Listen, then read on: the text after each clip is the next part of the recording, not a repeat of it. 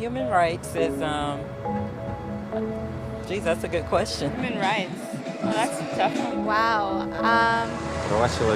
I don't even know how to give that a definition. I would probably have to do a little bit of homework or something. Any right that I think just as a normal, human, The rights that humans have. Oh, that's a very large debate. Menneskerettigheder kan betyde mange ting. Tú le puedes preguntar a 20 personas y te van a dar 20 diferentes opiniones. Non saprei, una domanda complicatissima. Guess we just take them for granted that they're there, but we don't even consider what they are.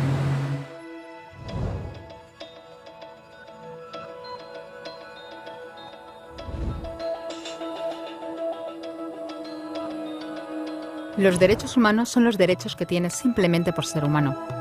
Es la forma en que instintivamente esperas que se te trate y el trato que mereces como persona, como el derecho a vivir en libertad, hablar con franqueza y ser tratado con igualdad.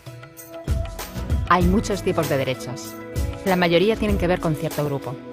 Pero los derechos humanos son los únicos que le corresponden absolutamente a todo el mundo en todas partes. Eso significa niños, gente mayor, pobres, jugadores de básquet, basureros, cantantes de rap, maestros, africanos, indios, albanos, cristianos, musulmanes, cabalistas, ateos, tu madre, tu padre, el vecino y tú.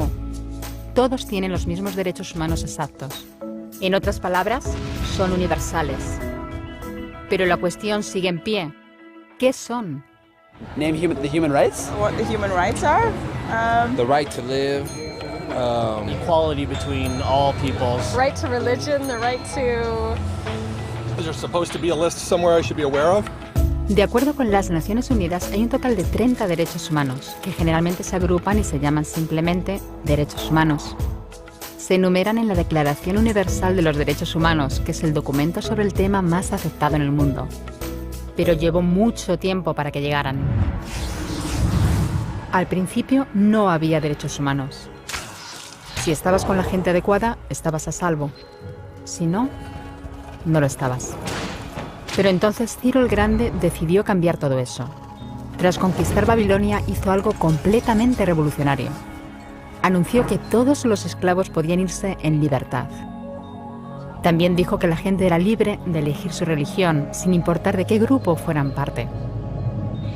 Documentaron sus palabras en una tablilla de arcilla, conocida como el cilindro de Ciro, y así sin más nacieron los derechos humanos. La idea se extendió rápidamente, hasta Grecia, la India y al final hasta Roma. Se dieron cuenta de que la gente seguía de forma natural ciertas leyes, incluso aunque no se les dijera que las siguieran. Llamaron a esto derecho natural, pero siguió siendo pisoteado por quienes se encontraban en el poder. No fue hasta 1000 años más tarde en Inglaterra donde finalmente hicieron que el rey estuviera de acuerdo en que nadie podía invalidar los derechos de la gente, ni siquiera un rey. Los derechos de la gente fueron finalmente reconocidos y estaban ahora a salvo de los que estaban en el poder. Hasta cierto punto.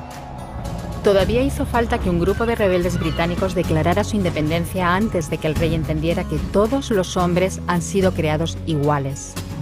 Es decir, no es que a él le gustara la idea, sino que no pudo pararles, y así nació América. Los franceses siguieron inmediatamente con su propia revolución por sus propios derechos. Su lista era más larga e insistían en que esos derechos no eran solo inventados, eran naturales. El concepto romano de derecho natural se había convertido en derechos naturales. Por desgracia, no todo el mundo estaba tan entusiasmado. En Francia, un general llamado Napoleón decidió derrocar la nueva democracia francesa y se coronó a sí mismo emperador del mundo. Y casi tuvo éxito. Pero los países de Europa unieron fuerzas y lo derrotaron. Y los derechos humanos eran una vez más un tema candente. Se redactaron acuerdos internacionales garantizando ampliamente muchos derechos por toda Europa, pero solo a través de Europa. El resto del mundo de alguna forma todavía no cualificaba. En vez de eso fueron invadidos, conquistados y consumidos por los enormes imperios europeos. Pero entonces un joven abogado de la India decidió que ya había sido bastante. Se llamaba Mahatma Gandhi y frente a la violencia insistió en que toda la gente en la tierra tenía derechos. No solo en Europa. Al final, hasta los europeos empezaron a estar de acuerdo. Pero no iba a ser tan fácil. Habían estallado 2 guerras mundiales. Hitler exterminó a la mitad de la población judía de la Tierra en los horrorosos campos de muerte nazi. En total, 90 millones de personas habían muerto. Nunca los derechos humanos habían estado tan horriblemente cerca de la extinción. y nunca había estado el mundo tan desesperado por un cambio. De forma que los países de la Tierra hicieron causa común y formaron las Naciones Unidas. Su propósito básico era reafirmar la fe en los derechos humanos fundamentales, en la dignidad y el valor de la persona humana. ¿Pero qué eran los derechos humanos? ¿Eran las proclamaciones de Ciro? ¿El derecho natural de Roma? ¿Las declaraciones de Francia? Todo el mundo parecía tener una idea ligeramente distinta de lo que deberían ser los derechos humanos. Pero bajo la supervisión de Eleanor Roosevelt, finalmente se pusieron de acuerdo en una serie de derechos para absolutamente todo el mundo. La Declaración Universal de Derechos Humanos. El concepto francés de los derechos naturales se había convertido finalmente en los derechos humanos. Así que, en resumen, al principio solo unos cuantos afortunados tenían derecho alguno, hasta que uno de ellos decidió, oye, otra gente también debería tener derechos, lo que fue estupendo, salvo que no todo el mundo estuvo de acuerdo. Y solo que llevó unos cuantos miles de años de lucha, declaraciones y más lucha hasta que finalmente todo el mundo estuvo de acuerdo en que los derechos humanos deberían ser para todos. Y vivieron felices y comieron perdices. Salvo que hay un pequeño problema. Si la gente tiene derecho a la comida y el cobijo, ¿por qué hay 16.000 niños muriendo de hambre cada día? 1 cada 5 segundos. Si la gente tiene libertad de expresión, ¿por qué hay miles de personas en prisión por hablar claro?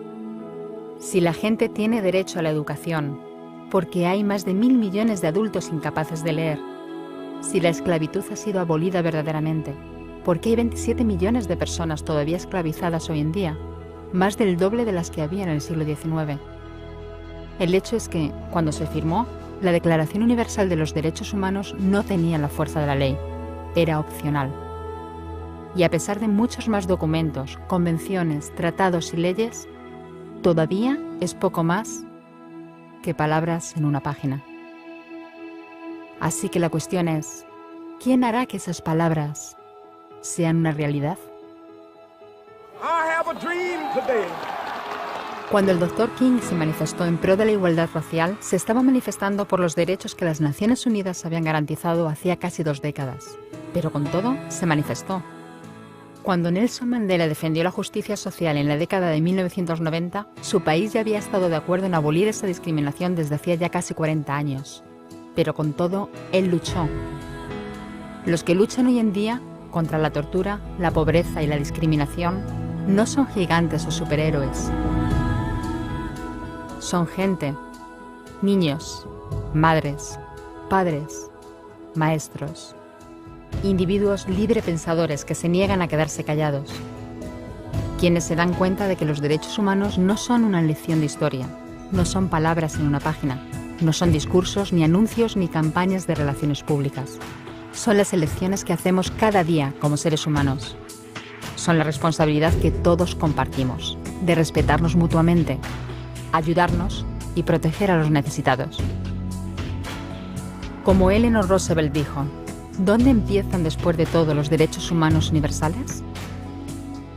En pequeños lugares cerca de casa, tan cerca y tan pequeños que no pueden verse en los mapas del mundo.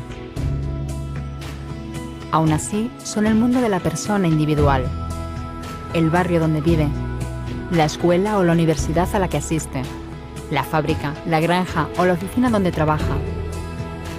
Esos son los lugares donde cada hombre, mujer y niño buscan justicia igualitaria, igualdad de oportunidades, dignidad igualitaria sin discriminación. A menos que esos derechos tengan un significado ahí, tienen muy poco significado en cualquier otra parte.